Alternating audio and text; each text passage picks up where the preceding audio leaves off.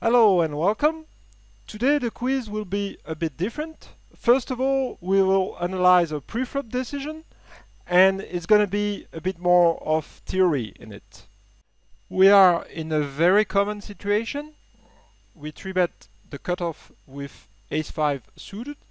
Both calling and 3-betting are correct with that hand.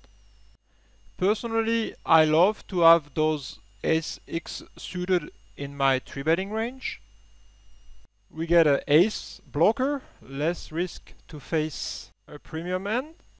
Those hands are doing very well both in playability and in equity against the range we are going to be called with. And combo wise, since there are not so many ace-x suited in our overall range, we 3-bet efficiently in frequency without having to pay too much attention on it. I guess we all know it's very standard, so for the sake of it, we can just click to see what Preflop advisors suggest in that spot. In green, our 3-betting range, in yellow, our calling range, and with the black numbers, the percentage we should mix it up and raise hands which belongs to our calling range. And now something very standard happened, since villain decided to 4-bet us. That's the start of our quiz. Shall we fold? Shall we call? Shall we click raise? Or shall we move all in? I guess it's not a very complicated spot. Everybody has already a strong opinion about it, so let's just see what Snowy would do. The hand was played by one of my students who made a mistake. He folded that hand, and I was very surprised by the result. So what is so surprising? By deciding not to 5-bet bluff, the big blind lose 9 blinds in equity. This is huge.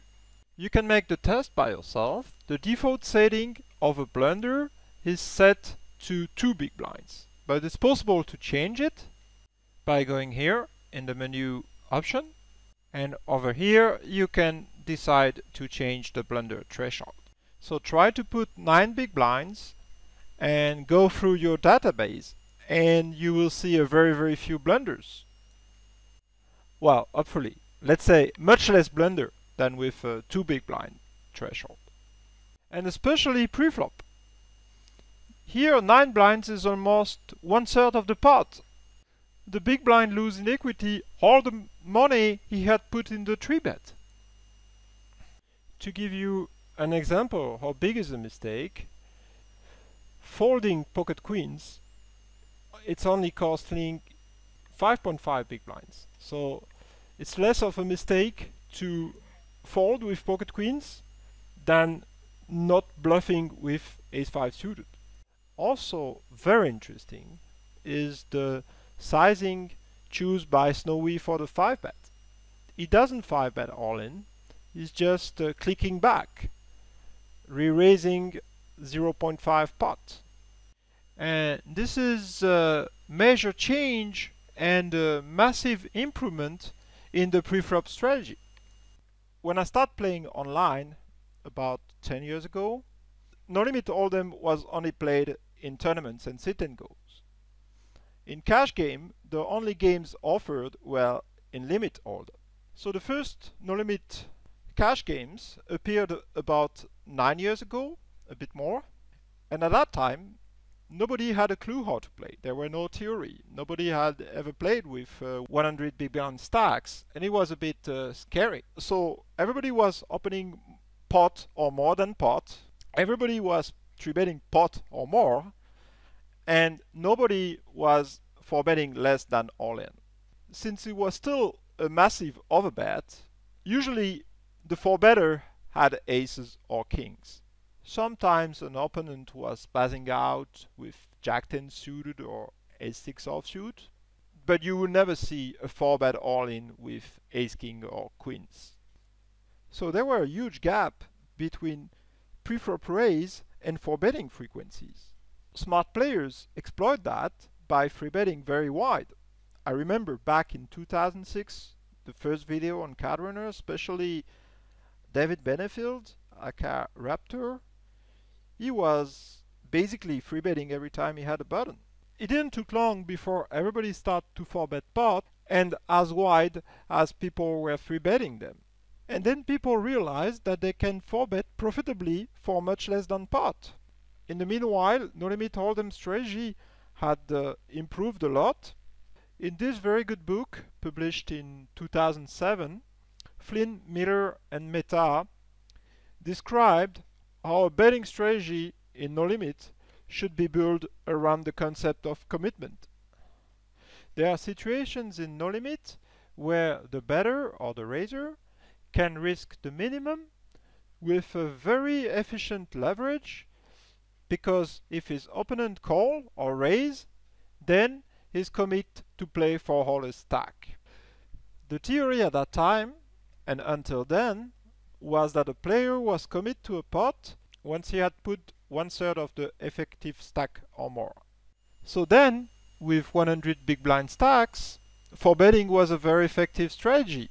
Here, player 5 on the cutoff is risking 38 for winning a pot which contains 27, and player 2 in the big blind can't do much against it. If he raises, he crosses the point of commitment, so he's commit to the pot and he cannot raise less than all-in.